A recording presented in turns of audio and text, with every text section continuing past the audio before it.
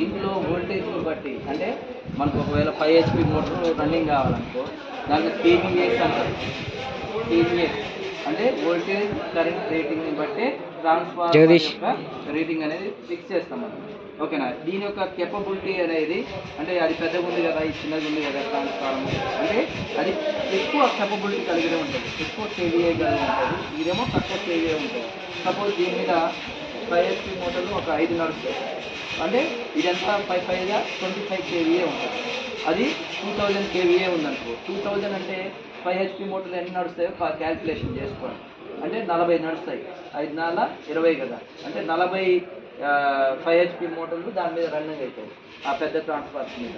దీంట్లో మనకి input output connection అనేది ఏంటంటే ఇది HV లైన్ అంటాము, అవుటర్ సైడ్ LV లైన్ అంటాము. HV లైన్ అంటే ఏంటి, పై నుంచి వచ్చే లెవెల్ చేయి మనం HV లైన్ అంటాము. ట్రాన్స్ఫార్మర్ లోపల జరిగిన ప్రక్రియ తర్వాత బయటకు వచ్చిందని LV లైన్ అంటాము. దీంట్లో ఇది ఖరాబ్ అయిందని మనం ఎలా టెస్ట్ చేస్తామంటే మెగ్గర్ ద్వారా టెస్ట్ చేస్తాం. దేని ద్వారా టెస్ట్ చేస్తాం? మెగ్గర్ ద్వారా టెస్ట్ చేస్తాం. మెగ్గర్ ద్వారా టెస్ట్ చేసిన తర్వాత లోపల ఈ ప్రాసెస్ అనేది ఎలా ఉంటుందంటే ఒకసారి ఎట్లాంటి ఒక్కసారి ఇది మనం బయటకు వచ్చేది ఇది HV లైన్ అంటాం. ఏది ఇన్పుట్ని ఏదైనా కూడా HV లైన్, ఇన్పుట్ని ఏమంటామంటే HV లైన్, ఈ అవుట్పుట్ని LV లైన్ అంటాం. ఓకేనా, LV లైన్ అంటాం. దీంట్లో మన సార్ వాళ్ళు చెప్పినట్టు డ్రైవర్ ఫిక్స్ చేస్తూ ఉంటారు కదా, ఈ బోల్ట్ని ఫిక్స్ చేస్తానన్నమాట. ఎట్లుంటుందంటే ఈ దీంట్లో నుంచి మనం తీసిన తర్వాత వైండింగ్ అనేది ఈ విధంగా ఉంటుంది. ఇట్లా వైండింగ్ అనేది ఇలా ఉంటుంది. వైండింగ్ ఈ లామినేటెడ్ షీట్లతో ఒక కోర్ లెక్క అరేంజ్ చేయబడి ఉంటుంది. వినాలి బాబు, కోర్ లెక్క అరేంజ్ చేయబడి ఉంటుంది.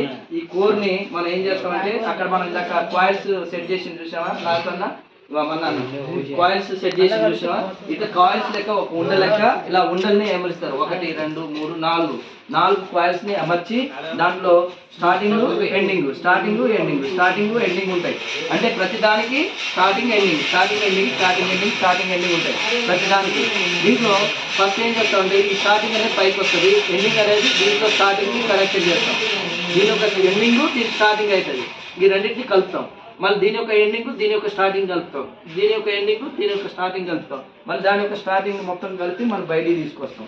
ఓకేనా. తీసుకొచ్చిన తర్వాత ప్రతి దానికి ఇది ఒక ఫేస్, ఇదొక ఫేస్, ప్రతి దానికి కూడా మనం ఆ విధంగా స్టార్టింగ్ ఎండింగ్ కలిపేసి ఈ విధంగా స్టార్టింగ్ ఎండింగ్ కూడా చూసారా, ఇది స్టార్టింగ్ ఇది ఎండింగ్ ఇలా కలిపేసిన తర్వాత ఈ అన్నింటినీ కలిపి మనం ఏం చేస్తామంటే దాని యొక్క ఎండింగ్ పాయింట్స్ని మనం ఇలా బయటికి తీసుకొస్తాం. బయటికి తీసుకొచ్చిన తర్వాత దీంట్లో ఏమవుతుందంటే 3 ఫేస్లుగా క్రియేట్ అవుతుంది. ఓకేనా, 1 2 3 ఫేస్లుగా క్రియేట్ అవుతుంది. 3 ఫేస్ల తర్వాత ఇదేమో ఇన్పుట్ అంటే HV లైన్ అంటాం ఇన్పుట్, ఇదేమో LV లైన్. LV లైన్ లో 1 2 3 కాయిల్స్ల ద్వారా 3 దాంతో పాటు ఆ కాయిల్స్ నుంచి ఒక న్యూట్రల్ కాయిల్ వస్తుంది. 1 2 3 న్యూట్రల్ వచ్చినాయి. న్యూట్రల్ అన్నిటినీ ఒక దగ్గర కామన్ చేసి ఒకటే వైర్గా బయట తీసినాం. దీనికి సంబంధించిన న్యూట్రల్ దీనికి చేసినాం, దీనికి సంబంధించిన న్యూట్రల్ దీనికి అటాచ్ చేసినాం, దీనికి సంబంధించిన న్యూట్రల్ అటాచ్ చేసి న్యూట్రల్ పాయింట్ అనేది బయటకు వచ్చింది. ఈ 3 ఫేసెస్ బయటకు వస్తుంది. తర్వాత ఈ వైండింగ్ అనేది మన ప్రక్రియ అయిపోయిన తర్వాత మనకి ఏం చేస్తామంటే దీన్ని టెస్ట్ చేస్తాం. దేని ద్వారా టెస్ట్ చేస్తామంటే మెగ్గర్ ద్వారా టెస్ట్ చేస్తాం. అంటే ఈ వైండింగ్ అనేది ప్రాపర్గా ఉందా, వర్కింగ్లో ఉందా, మనం చేసింది వైండింగ్ అనేది పర్ఫెక్ట్ అయిందా అనేది మనం చెక్ చేస్తాం. చెక్ చేసిన తర్వాత వైండింగ్ అనేది సక్సెస్ఫుల్ అయిన తర్వాత మనం ఈ వైండింగ్ మనం చుట్టినప్పుడు దీంట్లో తేమ అనేది ఉంటుంది. ఆ తేమని మనం గుంజుకోవడానికి దాంట్లో హీటర్స్ ఉంటాయి. ఓకేనా, హీటర్స్ ఒకసారి జరగండి,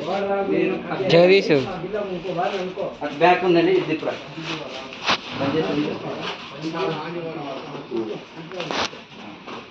లోపల హీటర్స్ ఉన్నాయి చూసారా, ఈ హీటర్ రూమ్ అనమాట. ఈ హీటర్ రూమ్ లో వైండింగ్ చేసిన తర్వాత ఆ ట్రాన్స్ఫార్మర్ ని దాంట్లో అలా ఉంచినప్పుడు లోపల ఉన్న తేమ అనేది అలా ఆయిల్ లెక్క అలా కారిపోతుంది, డ్రై అయిపోతుంది. ఓకేనా, డ్రై అయిపోయిన తర్వాత మళ్ళీ ఎందుకంటే ఆయిల్ ఉండడం వల్ల ఏమవుతుందంటే వైండింగ్ అనేది తొందరగా డ్యామేజ్ అయ్యే అవకాశాలు ఉంటాయి. అర్థమవుతుందా, తొందరగా డ్యామేజ్ అయ్యే అవకాశాలు ఉంటాయి. కాబట్టి దాంట్లో ఉన్న మనం చుట్టినప్పుడు దాని యొక్క తేమని ఈ యొక్క హీటర్ రూమ్లో మనం ఆన్ చేసి కూర్చున్నప్పుడు ఇక్కడ టెంపరేచర్ క్యాలిక్యులేషన్ చేసి ఇక్కడ టెంపరేచర్ చేస్తాం, సెట్ చేసి దాంట్లో పెట్టినప్పుడు దాంట్లో ఉన్న తేమ మొత్తం బయటకు వచ్చేస్తుంది, ఇలా ఆయిల్ రూపంలో బయటకు వచ్చేస్తుంది. వచ్చేసిన తర్వాత మనకి ఇది మొత్తం డ్రై క్లియర్ అవుతుందిగా. క్లియర్ అయిన తర్వాత మళ్ళీ ఏం చేస్తామంటే మనం టెస్ట్ వర్కింగ్ అయిన తర్వాత మనం ఏం చేస్తామంటే మనం అక్కడ ఆల్రెడీ క్లియర్ చేశారు కదా వైండింగ్ వైండింగ్ అనేది క్లియర్ అయింది చూసారా, ఆ వైండింగ్ మెజర్ ద్వారా టెస్ట్ చేసి చూసారా.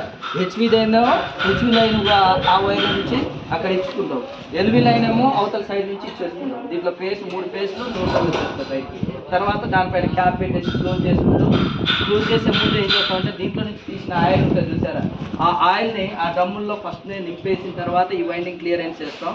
తర్వాత దాన్ని ఆ ఫిల్టర్ మిషన్ చూసారా, ఆ ఫిల్టర్ మిషన్ ద్వారా ఆ తెచ్చిన ఆయిల్ని ప్యూరిఫై చేసి మళ్ళీ ఫిల్టర్ చేసి మళ్ళీ ఆ వైండింగ్లో ముంచుతాం. తర్వాత ఇందాక అన్న చెప్పినట్టు ఈ యొక్క కాయిల్ అనేది, ఈ యొక్క లీడ్ అనేది ఆయిల్లో ఉండడం వల్ల ఏమవుతుందంటే హెవీ లోడ్ వచ్చినప్పుడు కూడా ఆయిల్ మీద అది డ్యామేజ్ కాకుండా ప్రొటెక్ట్ చేస్తుంది. ఇది ట్రాన్స్ఫార్మర్ యొక్క స్ట్రక్చర్. ట్రాన్స్ఫార్మర్లో సింగిల్ ఫేజ్ ట్రాన్స్ఫార్మర్ ఉంది, 3 ఫేజ్ ట్రాన్స్ఫార్మర్ ఉంది. 3 ఫేజ్లలో వోల్టేజ్ని బట్టి కేవీఏ రేటింగ్ బట్టి మనం సెట్ చేస్తాం. అక్కడ ప్లేట్ ఉంది చూసారా, ఆ ప్లేట్ని బేస్ చేసుకొని అది ఏ కంపెనీ, ఏ వైర్ వాడాము, ఎన్ని టర్న్స్ వాడాము అనేది క్యాలిక్యులేషన్ చేసుకొని దాని ప్రకారమే మళ్ళా మన అన్న వాళ్ళు ఇన్స్టాల్ చేస్తారు.